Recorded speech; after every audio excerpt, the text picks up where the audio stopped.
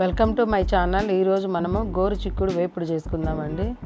గోరు చిక్కుడులు ఈ విధంగా సన్నగా కట్ చేసుకొని నీళ్ళలో శుభ్రంగా కడుక్కొని కుక్కర్లో వేసుకొని దాంట్లో సరిపడా వాటర్ వేసుకుందామండి. అందులో రుచికి తగ్గంత ఉప్పు వేసుకుందాము.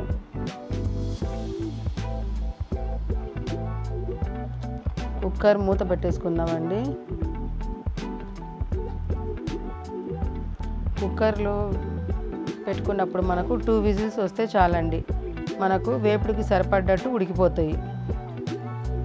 తర్వాత మనము విజిల్ వచ్చినాక గోకరకాయల నుండి వాటర్ అంతా తీసేద్దామండి. తీసేసిన తర్వాత మనము ఒక ప్యాన్లో ఆయిల్ వేసుకుందామండి. ఆయిల్ను కాస్త వేడెక్కనిద్దాం. ఆయిల్ కాస్త వేడెక్కిన తర్వాత మనము సన్నగా ఒక ఉల్లిపాయ కట్ చేసి పెట్టుకొని దాన్ని ఆయిల్లో వేసుకొని మనము వేపుకుందామండి.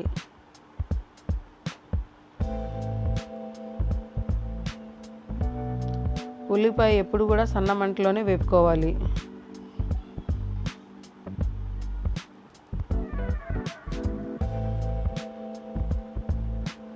ఈ విధంగా ఉల్లిపాయ మనము బాగా వేపుకుందామండి. ఉల్లిపాయలు ఈ విధంగా మనము వేపుకుందామండి.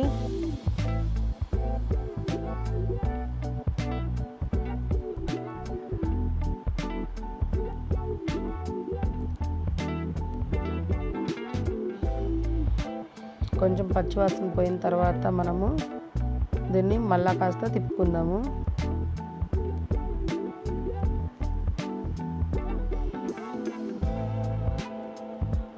ఈ విధంగా అడుగంటకుండా మనము ఉల్లిపాయలను బాగా తిప్పుకుందామండి. ఇప్పుడు కొంచెం కలర్ చేంజ్ అయింది కదండి.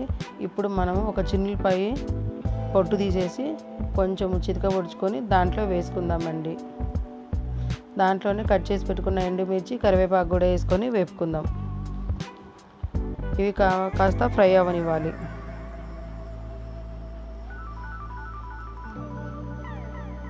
చూడండి బాగా ఫ్రై అయిపోయినాయి. ఇప్పుడు దీంట్లో కొంచెం చిటికెడు పసుపు వేసి పసుపు బాగా కలిసేలాగా తిప్పేసుకుందాం.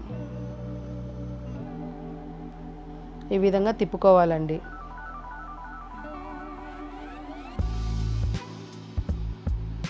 రుచికి తగ్గ కారపొడి వేసుకుందాము. కారం ఎక్కువ తినేవాళ్ళు కాస్త ఎక్కువ వేసుకోండి. నార్మల్గా తినేవాళ్ళు మన టేస్ట్ తగ్గట్టు మనం కారపొడి వేసుకుందామండి.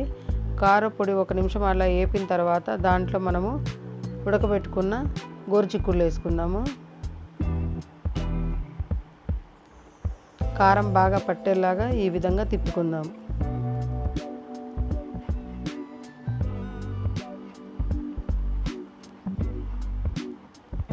ఈ విధంగా బాగా తిప్పుకోవాలి.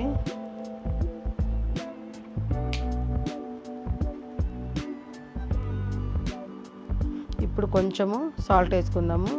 మనం ఉడికించేటప్పుడు సాల్ట్ వేసుకున్నాం కనుక ఇప్పుడు కొంచెమే వేసుకుందామండి. సాల్ట్ కూడా మనకు బాగా పట్టేలాగా ఈ విధంగా తిప్పుకుందాం. ఉప్పు కారం బాగా పడుతుంది. ఇప్పుడు ఎండు కొబ్బరి పౌడర్ వేసుకొని మనము బాగా తిప్పుకుందామండి. ఈ ఫ్రై మనకు చపాతీలలోకైనా కానీ రైస్తో వడ్డించుకున్నా చాలా బాగుంటుందండి. మీరు కూడా తప్పకుండా ట్రై చేయండి. సింపుల్గా ఈజీగా అవుతుంది ఇది. మీ ఫ్రెండ్స్ కూడా షేర్ చేయండి. లైక్ చేయడం మాత్రం మర్చిపోవద్దండి.